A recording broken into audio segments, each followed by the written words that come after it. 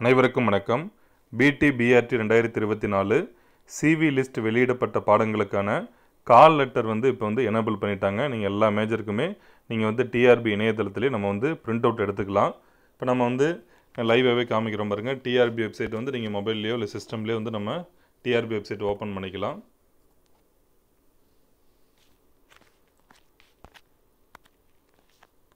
Desktop side வச்சுக்கிங்க. ஃபோனாக இருந்ததுன்னா இதில் பார்த்தீங்கன்னா அப்ளை ஆன்லைன் இருக்கும் பாருங்கள்.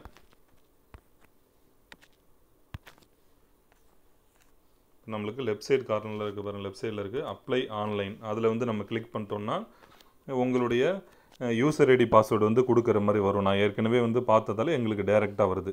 User ID password. யூசர் ஐடிங்கிறது பிடி பிஆர்டி அப்படிங்கிற ஆரம்பிக்கிற நம்பரு. பாஸ்வேர்டு நீங்கள் அப்போவே கொடுத்துருப்பீங்க, அதை நோட் பண்ணியிருப்பீங்க. அப்படி இல்லைன்னா கூட ஃபர்கட் கொடுத்து மாற்றிக்கலாம். இதிலே நம்மளுக்கு வருது பாருங்கள், பிஆர்டிஇ கால் லெட்டர் அப்படின்னு இருக்குது. நீங்கள் ஜஸ்ட் அதை கிளிக் பண்ணாலே டவுன்லோட் பண்ணிக்கலாம். சரிங்களா? பிஆர்டிஇ கால் லெட்டர் அப்படிங்கிறது வந்திருக்கும். அதில் நம்ம கிளிக் பண்ணாலே நம்மளுக்கு எந்த டேட்டு, அதாவது இப்போ டைம் பாருங்கள். ஏன்னா மார்னிங் செஷனா, ஃபோர்நூன் செஷனா, ஆஃப்டர்நூன் செஷனா, எல்லா டைமும் அதிலே வருது பாருங்கள். இப்போ நமக்கு கொடுத்துருக்கிறது என்ன டேட்டு, உங்களுக்கு 1:30 மணிக்கு டைம் கொடுத்துருக்காங்க, சிவி நம்பர், ஆஃப்டர்நூன் செஷன், எந்த பிளேஸு அப்படிங்கிறது எல்லாமே டீட்டெயிலாக கொடுத்துருக்காங்க. அதனால் கால் லெட்டரை முதல்ல நம்ம ஃபில் பண்ணுறதுக்கு முன்னாடி கால் லெட்டரை பிரிண்ட் அவுட் எடுத்து வைக்கணும். ஃபஸ்ட்டு வேலை நம்மளுக்கு அதுதான். கால் லெட்டர் 3 காப்பி, எல்லாருமே ஒரு 4 காப்பி எடுத்து வச்சுக்கலாம்.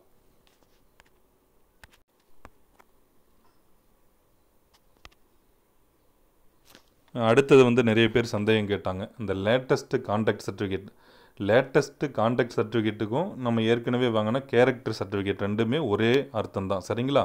லேட்டஸ்ட்டு கான்டாக்ட்னாலும் கேரக்டர் சர்டிஃபிகேட்னாலும் ஒன்று தான். நம்ம நோட்டிஃபிகேஷன் அப்போ 3 மாதத்திற்குள்ளார வாங்கினது இருந்தால் போதும். இப்போ யாரும் புதிதாக நம்ம வாங்கணுங்கிற அவசியம் இல்லை. லேட்டஸ்ட்டு கான்டாக்ட்னால் நம்ம ஏற்கனவே கேரக்டர் சர்டிஃபிகேட் வாங்கி அப்லோட் பண்ணதே போதும். அடுத்தது என்ன டவுட்டு நமக்கு, லாஸ்ட்டு ஸ்டடிட் இன்ஸ்டியூஷனில் வாங்கினா கான்டாக்ட் சர்டிஃபிகேட் கேட்குறாங்க. அதுக்கு நம்ம அப்லோட் பண்ணும்போது என்ன சொல்லியிருந்தாங்க, TC or last studied contact. இப்போ நமக்கு கால் லெட்டரில் ஒன்லி லாஸ்ட்டு ஸ்டடிடு கான்டாக்ட் தானே இருக்குங்கன்னா, அப்படிலாம் எதுவும் கிடையாது. டிசி அங்கே என்ன அப்லோட் பண்ணிங்களோ அந்த டிசி எடுத்துகிட்டு போனாலே போதும் உங்களுக்கு. அதனால் எதுவும் வித்துகள்லாம் பண்ண மாட்டாங்க. அது நீங்கள் டிஆர்பி ஹெல்ப்லைனில் எல்லாருமே உங்களுக்கு நான் சொல்கிறது டவுட் இருந்தாலும் கூட டிஆர்பி டோல் ஃப்ரீ நம்பருக்கு தொடர்பு கொண்டு கேளுங்க. ஆல்ரெடி கேட்டாங்க. அதனால் நீங்கள் டிசி ஏற்கனவே அப்லோட் பண்ணியிருந்தாலே அதுவே போதும் நமக்கு. நீங்கள் தனியாக போயிட்டு இதுக்காக நீங்கள் லாஸ்ட்டு ஸ்டடிடு காலேஜில் போய் வாங்கணுங்கிறதுலாம் கிடையாது. லாஸ்ட்டு ஸ்டடிடுக்கு நீங்கள் டிசிவை கொடுத்து பண்ணியிருந்தீங்கன்னா டிசியே போதும், இல்லை அப்போவே வாங்கியிருந்தீங்கனாலும் போதும். லேட்டஸ்ட்டு கான்டாக்ட்டுங்கிறது கேரக்டர் சர்டிஃபிகேட் தான். அதில் நான் தெளிவாக சொல்லிட்டேன். அடுத்தது இந்த ஃபார்ம் ஃபில்அப் பண்ணும்போது பயோடேட்டாவில் இங்கிலீஷில் பண்ணுறதா தமிழில் பண்ணுறதா நான் ஏற்கனவே சொல்லிட்டேன். அது உங்களுடைய தனிப்பட்ட விருப்பம். தமிழில் வேணாலும் செய்யலாம், இல்லை ஆங்கிலத்திலும் செய்யலாம். நம்ம இங்கிலீஷில் ஃபில் பண்ணிக்கிட்டிங்கன்னா உங்களுக்கு ஒரு சில தகவல் நம்ம கொடுக்குறது இங்கிலீஷ் தான் நமக்கு சரியாக இருக்குன்னா நீங்கள் தாராளமாக இங்கிலீஷ்லேயே ஃபில் பண்ணிக்கலாம். இதுவும் டிஆர்பி ஹெல்ப்லைனில் கேட்டாச்சு. இதில் ஆல்மோஸ்ட் எல்லாமே நீங்கள் ஏற்கனவே அப்ளை பண்ணும்போது அப்ளிகேஷனே இப்போ எனேபிளில் தான் இருக்குது. நமக்கு நீங்கள் யூசர் ஐடி பாஸ்வேர்டு கொடுத்தாலே அப்ளிகேஷனே வருது. அதுலேயும் பார்த்துக்கிட்டு செக் பண்ணிக்கிங்க. இதில் இந்த முக்கிய பாடம் அப்படின்னு ஒன்று இருக்கும். அது முக்கிய பாடம் அப்படின்னா எஸ்எஸ்எல்சியில் நமக்கு முக்கிய பாடம் எதுவும் இல்லை.